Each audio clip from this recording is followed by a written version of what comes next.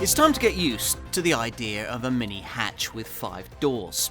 With this body style, you get a longer wheelbase, quite a lot more luggage space, and potentially room for 3 people in the back. On top of this, there's the 3rd generation mini model's sophisticated design with underpinnings better suited to longer journeys. Oh, and a range of punchy but economical engines. You wanted more mini? Well, you've certainly got it now.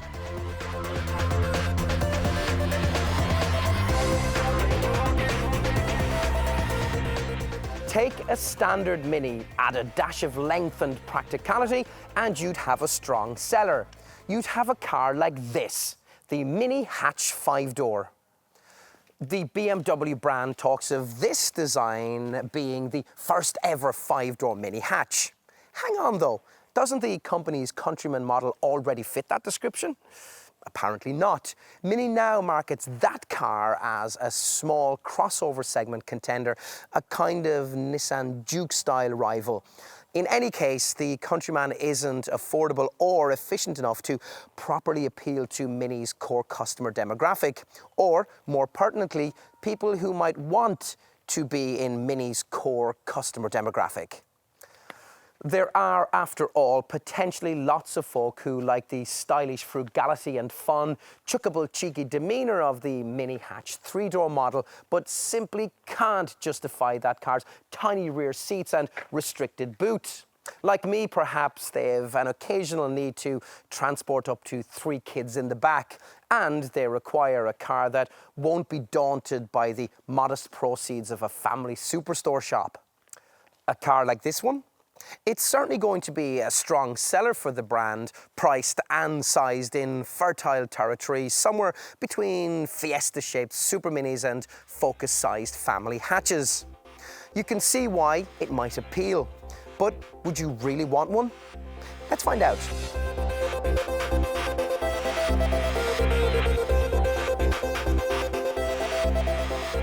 Can a bigger Mini really feel like a proper Mini should? Fun, frisky, up for anything.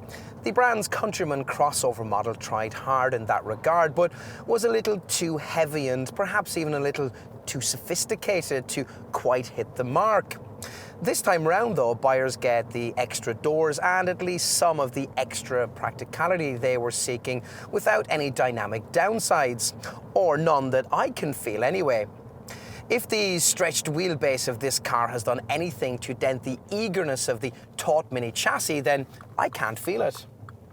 In other words, we're talking here of a package that on the road feels pretty much identical to that of the 3rd generation Mini Hatch 3-door models, which is a very good thing.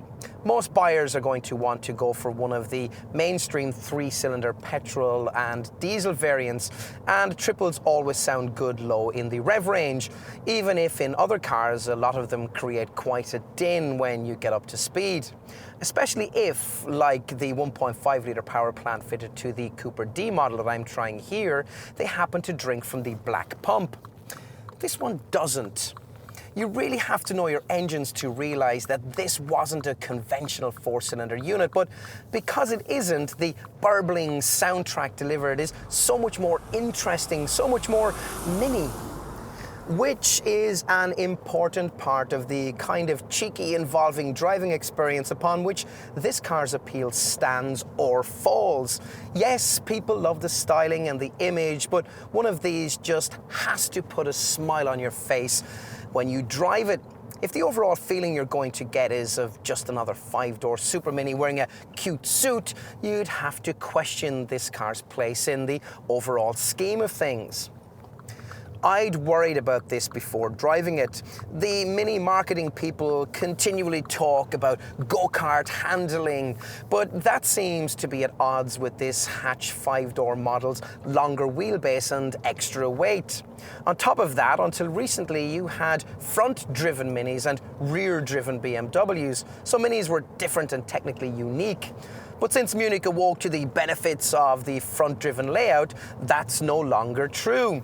So, under the skin, this car shares the same so-called UKL platform and basically the same engines as a volume BMW model, the 2 Series Active Tourer. Does that all mean that it loses a bit of its unique mininess? The answer is no, not really. Driving this car still delivers the same infectious naughtiness that loyal Mini followers love so much. There's still the darty steering and quick-fire throttle response you'd expect. And yes, on pokier versions or variants unwisely fitted with overlarge wheels, still the same unyielding bumpy ride over poor surfaces. Fortunately, for most models in the 3rd generation Mini hatch lineup, the issue of rock-hard ride is less of a problem than it was for previous generation versions of this car. This is down to the way the newfound suppleness of the redesigned chassis makes this model a happier long journeying companion. That's something further aided by the much improved levels of refinement that are such a feature of this Mark III design. Mini reckons it's up to 4 decibels quieter than its predecessor. Indeed, in most guises, this is now one of the few small cars in this fashion-conscious class that really are comfortable venturing further afield. It's only when you go for the sportiest 2-litre turbo models like the Cooper S or the John Cooper Works hot hatches that the ride firmness takes a turn towards the old days, with a setup that's great when you're giving the car a good flogging, but tedious the rest of the time when you're stuck with suspension settings that give you all the compliance of a Halford's trolley jack. Even here, though, help is at hand, thanks to a box that I think Cooper S owners really need to tick if they're likely to be using their cars for more than a bit of weekend fun. Namely, that for the sadly optional variable damper control setup. Now, this enables you to switch the ride to suit the mood you're in and the road you're on, and works through the Mini driving modes system you get as part of the also optional Chili Pack. Here, a rather hidden selector at the base of the gear stick enables you to choose settings that tweak throttle, steering, and on automatic models, gear change response between mid and green settings for efficient, comfort-oriented motoring, and sport for when the road opens and the red mist begins to fall. Something echoed appropriately by a red glow around the central display, and less subtly by a little picture of a go-kart and the phrase maximum go-kart feel. Quite. You certainly get that with the unyielding day-to-day ride of the Cooper S if you don't pay extra to add the variable damper control package into the Mini driving mode system. Check out the more supply suspended models further down the range though, and this additional feature may not be necessary. Try before you decide is my advice. Now, I've talked about different models. Let's get a little bit more specific. Essentially, I reckon there are really 4 categories of Mini hatch 5-door you can buy. I loosely describe these as entry-level, affordable diesel, Cooper, and potent hot hatch. And unlike, say, a rival entry-level Fiat 500, all the variants on offer put out a decent level of poke. Let's start with the entry-level rung of the ladder, where even the base 1.2-litre petrol Mini 1-hatch 5-door model manages rest to 62 miles per hour in 10.1 seconds en route to 119 miles per hour. Next up are the affordable diesel variants, the Mini 1D and Mini Cooper D diesel options, both using 1.5-litre power plants, respectively, putting out either 95 or 136 brake horsepower. In the lower powered unit of the 1D, that means 62 miles per hour in 11.4 seconds on the way to 116 miles per hour, while the more eager Cooper D I'm driving here improves those figures to 9.4 seconds and 126 miles per hour. Perhaps the sweet spot in the range, though, is represented by the variant that will deservedly be the best seller, the petrol-powered Cooper model.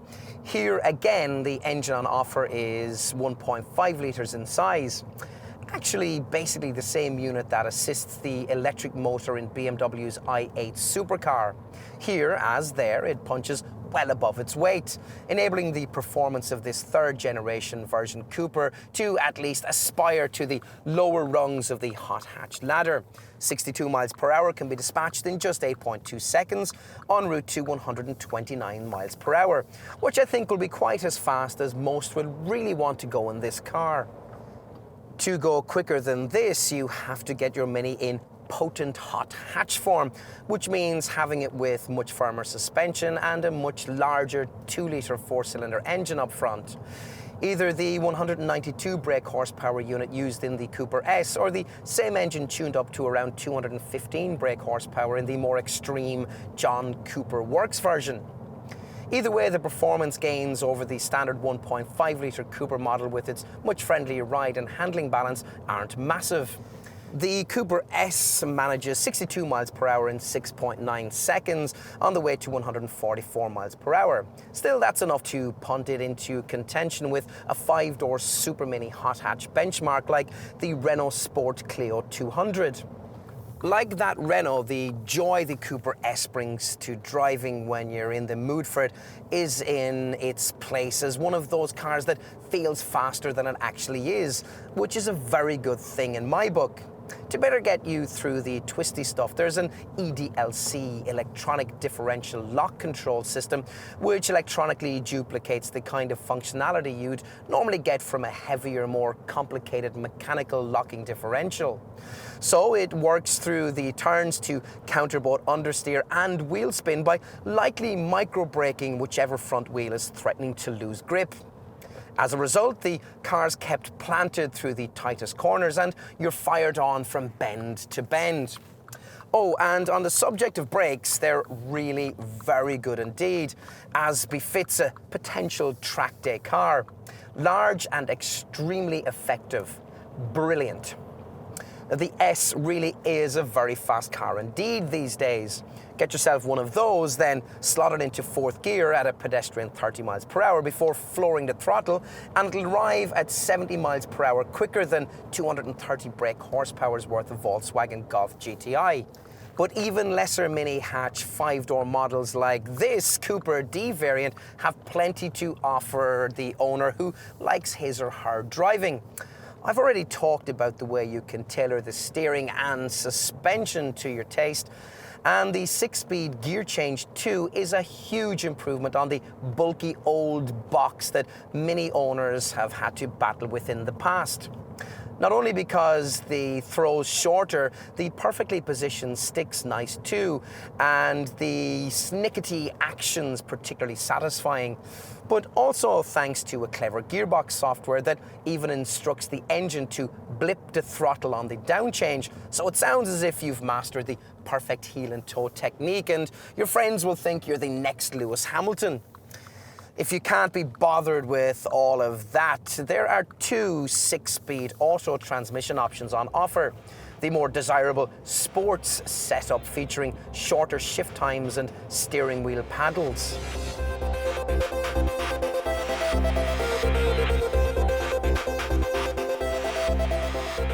The worst mistake any freshly designed Mini can make is to lose its mininess, and much of that is, after all, tied up in this model's diminutive dimensions, which, as it happens, aren't so diminutive these days, thanks to this 3rd generation hatch design's small but significant increases in width, height and length.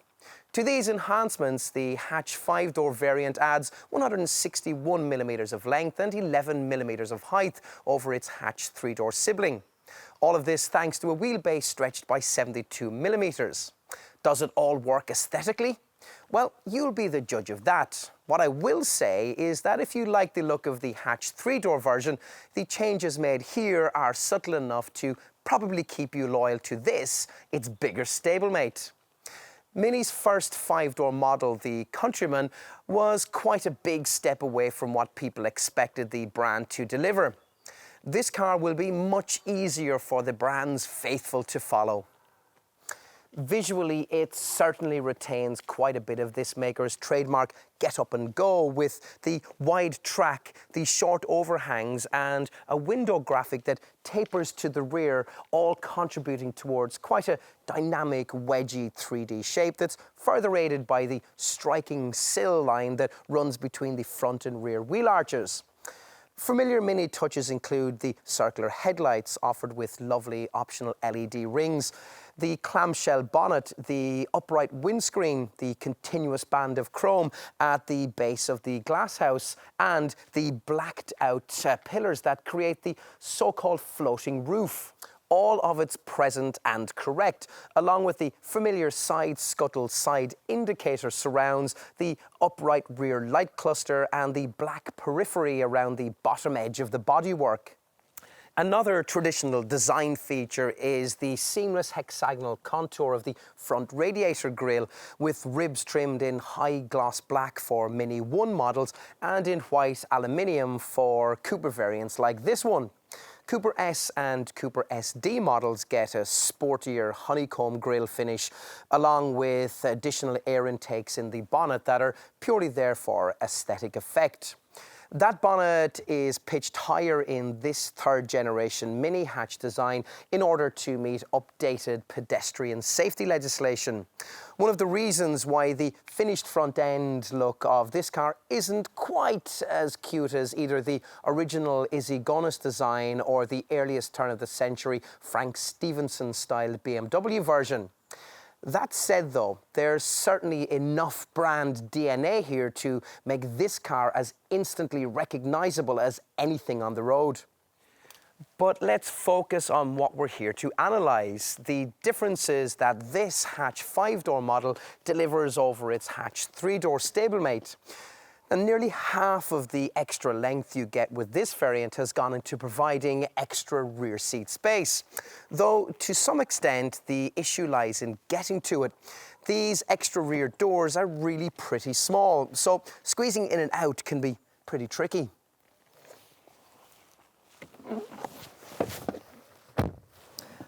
Once inside on the rear seat though, the news gets better. Anyone who's ever been crammed into the back of a mini hatch 3-door model for any length of time will be astonished by just how much space has been created here simply by increasing the length of the car by a mere 161 millimeters. Partly thanks to these deeply sculpted seat backs, you get 72 millimeters more rear legroom than you would in the smaller model, and that height increase is welcome too, freeing up 15 millimeters more headroom. There's even 61 millimeters of extra interior width at elbow height, despite the fact that all mini hatch models share the same exterior width. This is the first mini hatch to offer more than 2 seats in the rear, though I'm not entirely sure about the brand's claim that this makes the car a genuine 5-seater. The middle rear pew is, after all, next to useless for all except very small children, thanks to this huge transmission tunnel. Still, a couple of adults will be surprisingly comfortable, even on longer trips. Yes, even if they happen to be 6-footers. On to boot capacity, the aspect that more than any other Mini owners have previously moaned most about. With this hatch 5-door model, you certainly get more of it, the 278 litre total being 67 litres up on that available in the hatch 3-door version. You still don't have to think of this cargo area as being super mini sized. It's about the level of space you'd get in a Fiesta or a Corsa. And given that many buyers will be considering this car as an alternative to a larger Focus or Golf-sized family hatchback, that might still make this trunk area feel a little small. A Golf does, after all, give you 380 litres, the kind of capacity that makes it a lot easier to get things like pushchairs in and out. Still, provided you don't mind that, there's plenty to like here. You get one of those clever movable floors that can be set at 2 separate heights, though the downside to that is the lack of a proper spare wheel. There's also an optional storage package so you can make the best use of the space that you do have. And the angle of the rear seat backs can be adjusted into 2 positions so that you can prioritize the needs of either passengers or luggage. If you don't have to worry about rear seat folk and have more to carry, then pushing forward the 60-40 split folding rear backrest can free up as much as 941 litres, up from 731 litres in the 3-door model. Enough on practicality. Time to move up front. Here you really do feel that you're in something a little larger than a Super Mini, and something a little nicer too. Mini's other 5-door model, the Countryman, is built for the brand by Magna Steyr in Austria, but this hatch 5-door model rolls down exactly the same British Mini plant Oxford production line as its 3-door counterpart, and is built to the same high quality. If your previous experience of a modern era Mini is limited to the older Mark 1 or Mark 2 models with their brittle trim and questionable ergonomics, then a seat in this 3rd generation design may prove to be quite the eye-opener. The driving position feels a bit less upright, and the 3-spoke leather-trimmed wheel feels nicer to hold. In the old model, you had to worry about this obscuring the slot into which you had to press your ignition key to start the thing. That silly slot's been ditched too, replaced instead by a neat starter switch in the middle of the familiar row of toggle controls that have survived at the bottom of the centre stack. In short, everything feels a good deal more substantial in this car, a good deal more grown up. To that end, you get these impressively supportive seats with their wide adjustment range and lengthened base that gives you plenty of comfort and support. There's a proper rotary control for the lights, electric window switches that, at least on modern Minis, have been located on the doors where everyone else puts them. Plenty of interior stowage space with 2 glove boxes, additional cup holders and space in the seat backs and front passenger footwell for the storage of bottles and maps. Oh, and a whole series of lovely touches, like the way the start-stop tab features a heartbeat illumination which pulses before the engine is started, or the LED perimeter lights of the central display that progressively light up the perimeter of the screen as you switch driving modes, engage the engine stop-start, cope with parking, or count down to your next sat-nav turn-off. Ah yes, the central dash display. As ever in a modern Mini, it's still dinner plate sized, but these days doesn't house an almost indecipherable speedometer. That's been relocated to a pod above the steering wheel, where it's flanked with a crescent moon rev counter and fuel gauge. All of this has freed this central area up for much more infotainical trickery, marshalled via optional 6.5 or 8.8-inch multifunction colour displays you'll want to try and pay extra for, since the alternative is a cheapskate-looking 4-line TFT readout. Though crying out for touchscreen functionality, the colour layouts are actually marshalled by this classy, effective iDrive style controller down by the thankfully conventional handbrake.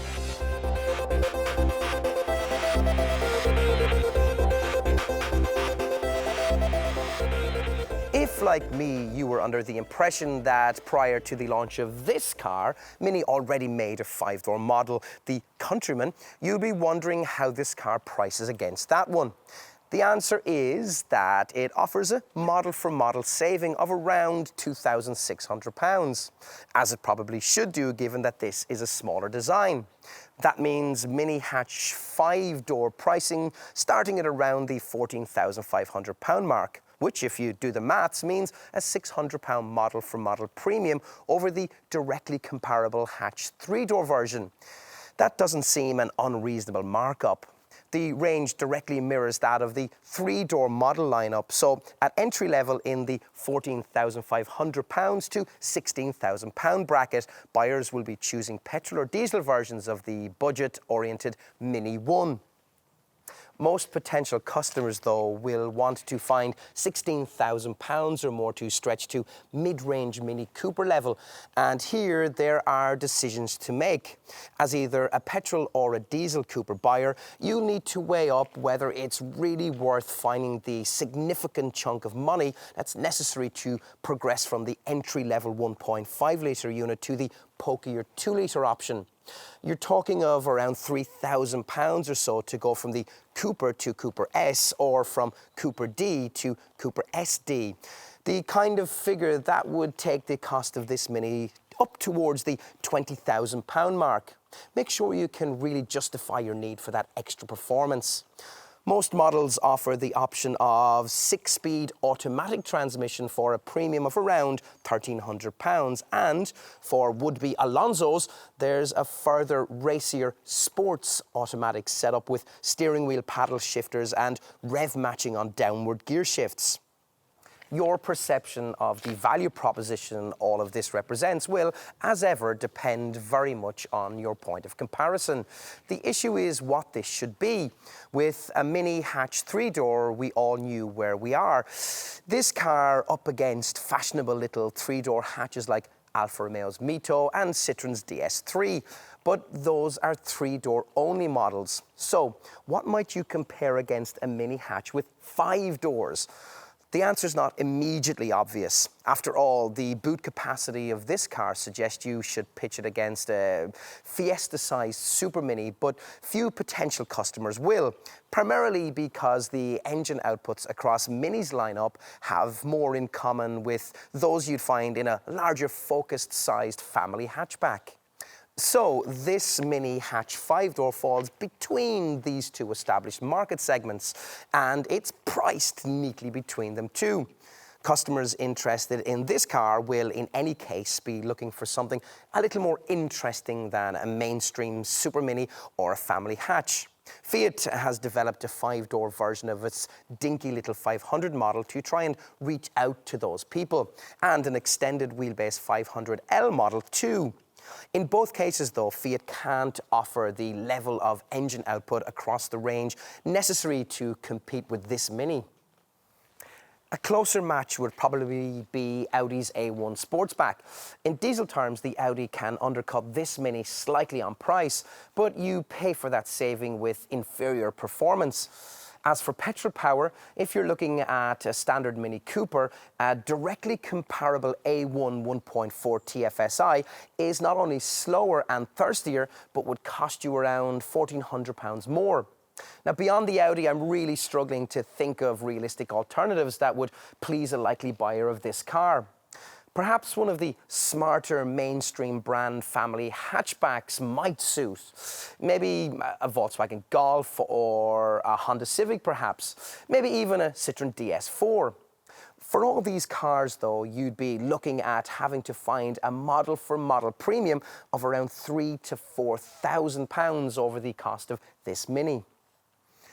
If, having considered all of this, you conclude that it is a 5-door Mini hatch that you really want, what can you expect to find included before it's necessary to resort to the brand's notoriously long options list? Well, your first task as either a petrol or diesel buyer is to select the size of the engine you want. Go regular with the 3-cylinder 1.5-litre units fitted to either the Cooper Petrol or Cooper D diesel variants, or go large with the 2-litre units found in the Cooper S Petrol or Cooper SD diesel models. Whatever your choice, you'll find a reasonable foundational specification from which to begin what will probably be a very individual personalization process. For the sake of argument, though, let's assume that you're one of those vanishingly rare people likely to walk into one of the company's dealers and hand over the asking price for an entry-level Mini hatch 3-door variant with no options at all.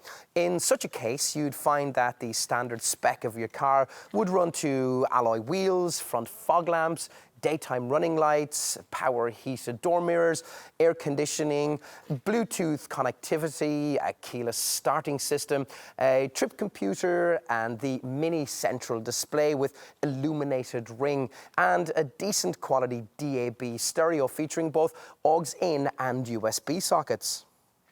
From there on in, it's down to the level of restraint you can bring to bear on the tempting accessories list. One surprising omission here is the option of a tow bar.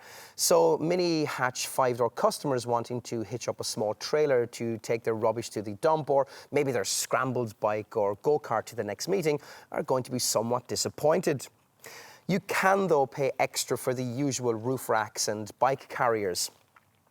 Inevitably, though, the most popular extra cost items on this car will be fashionable fripperies. Things like stripes, decals, and custom finishes for the roof, exterior mirrors, bonnet, seat upholstery, and interior surfaces. Maybe also the John Cooper Works rear spoiler, and your choice from the vast array of alloy wheel styles with rim sizes ranging from 15 to 18 inches. But of course, that's just the starting point. Once you've got the look and the feel of your car right, it's time to sift through the much longer selection of high-end features now offered on this model. A process that'll be much simplified if you start by ticking the box for either the base pepper pack or the plusher chili pack, as almost all Mini buyers do. Pepper people get things like dual zone aircon, auto headlamps and wipers, a storage compartment pack and a sport leather steering wheel.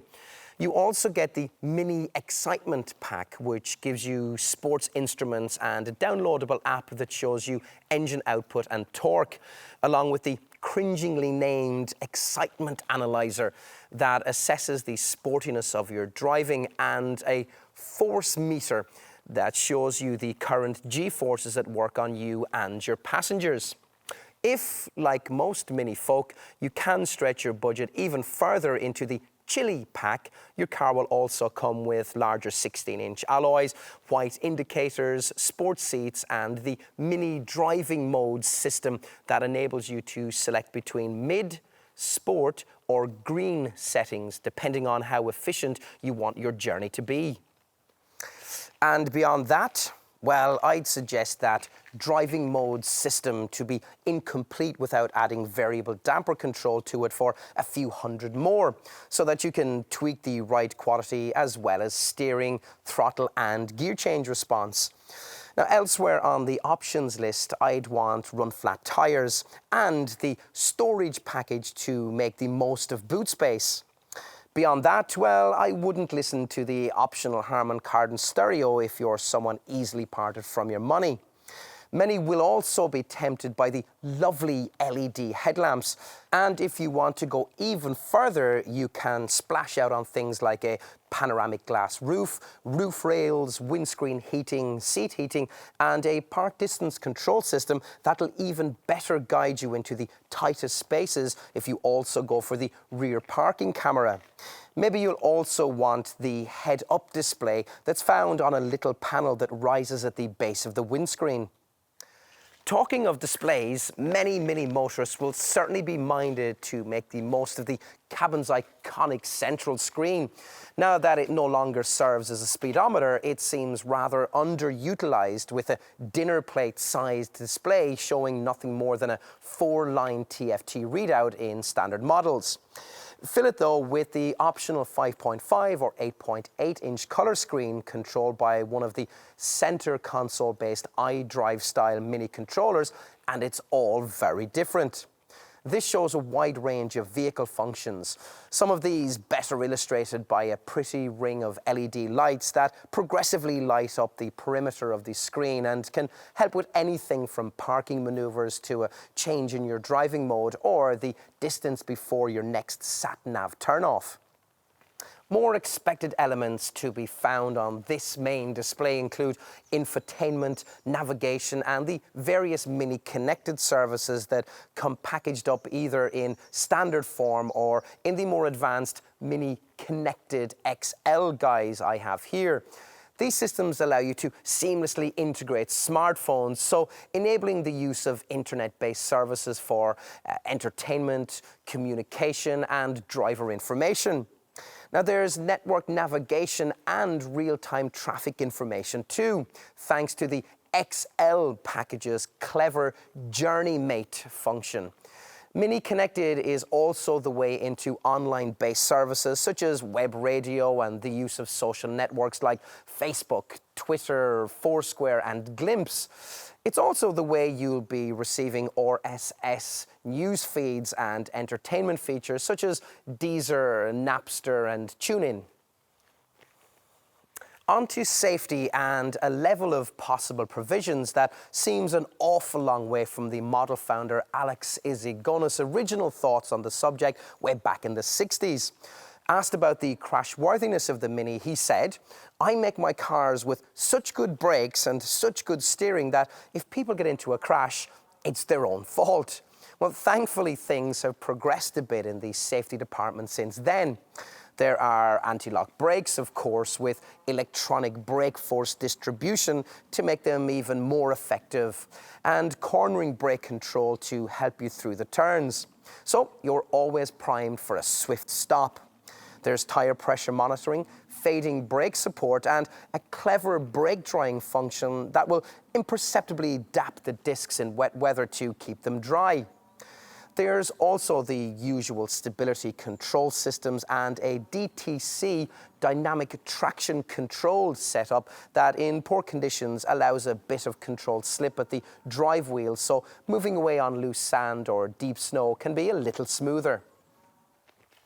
If all of that isn't enough to avoid an accident, then ISOFIX child seat fastenings, a pedestrian-friendly bonnet, and twin front, side and curtain airbags will all be welcome features.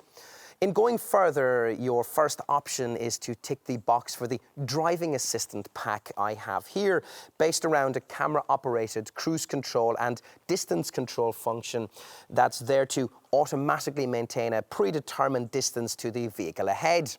It will also dip your high beam for you at night and display road signs on the dash as you pass them by. Best of all, a clever collision and pedestrian warning system is included that scans the road ahead for potential accident hazards. If one is detected, you'll be warned. If you don't respond or aren't able to, the brakes will automatically be applied to decrease the severity of any resulting accident. Another smart idea is the optional eCall intelligent emergency calling system. In the event of an accident, this setup automatically detects the vehicle location and accident severity before contacting a call center to initiate fast and effective assistance. That could be a lifesaver. I suspect, though, the good Sir Alec would have hated it.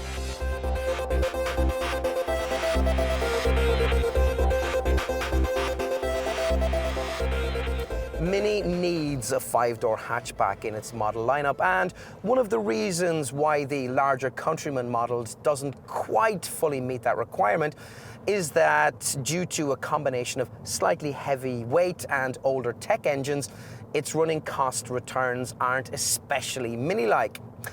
Let me illustrate that for you.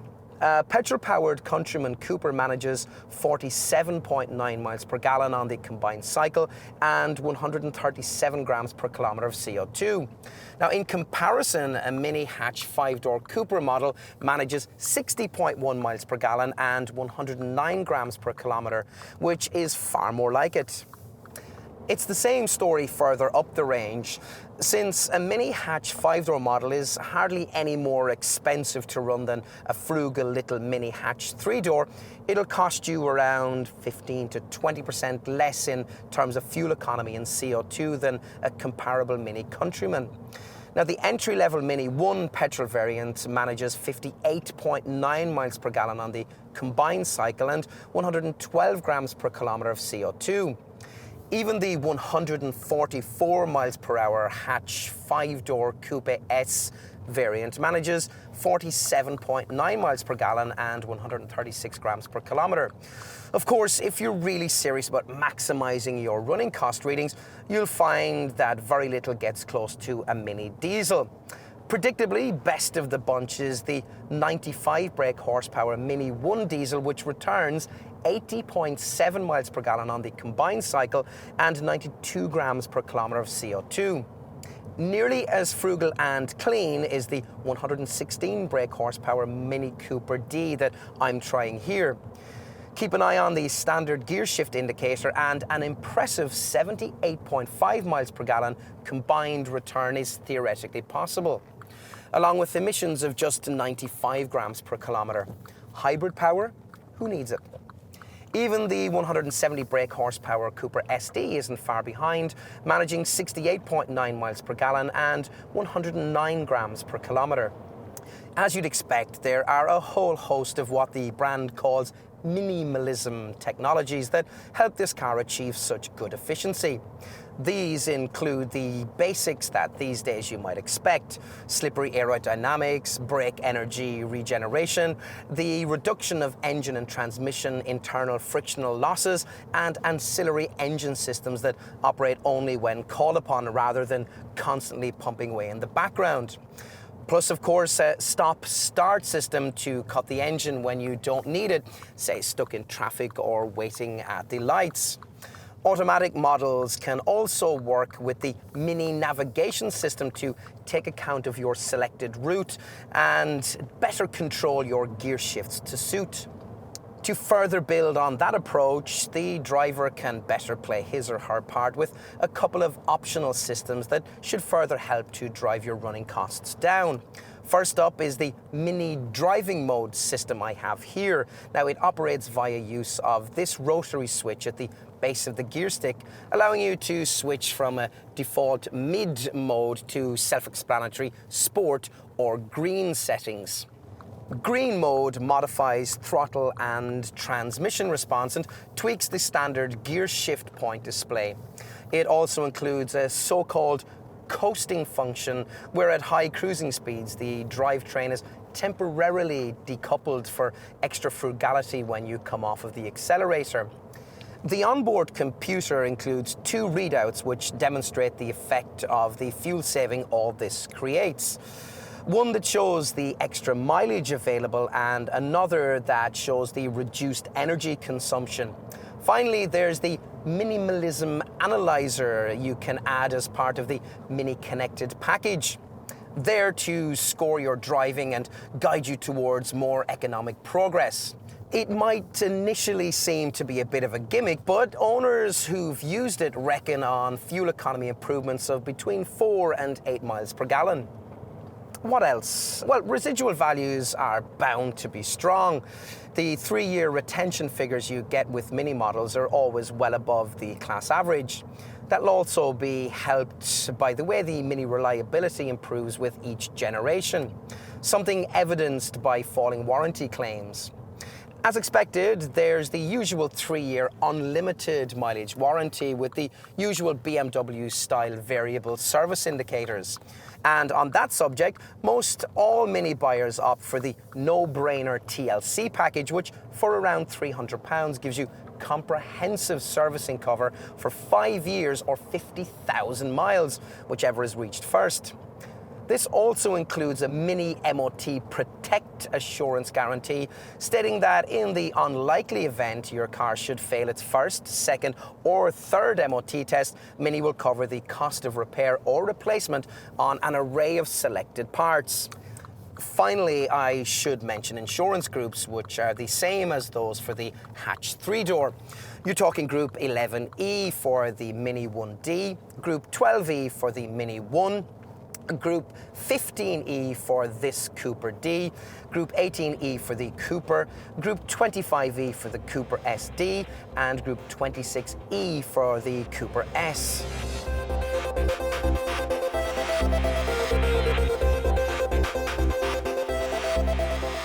In one sense, it's extraordinary that it took the Mini brand so long to bring us this car.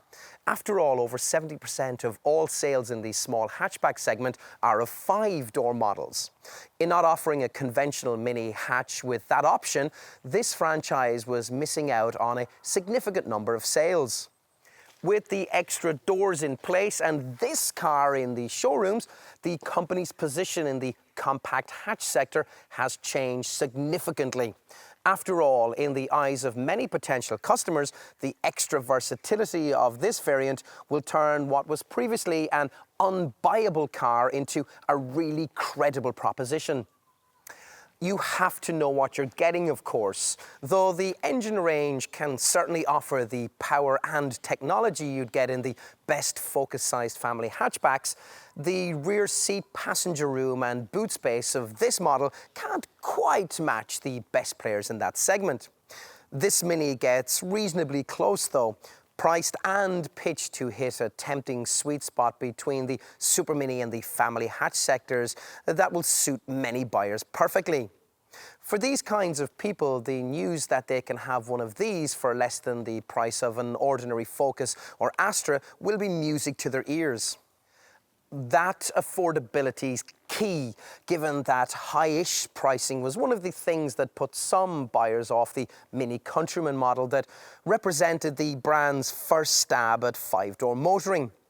Here, though, the sticker figures seem to be right and have been matched with strong British build quality and this third-generation hatch design's classy, endearing feel. Best of all, perhaps, the extra length of this variant has done nothing to dilute its fun factor. It's still a great choice for the young at heart.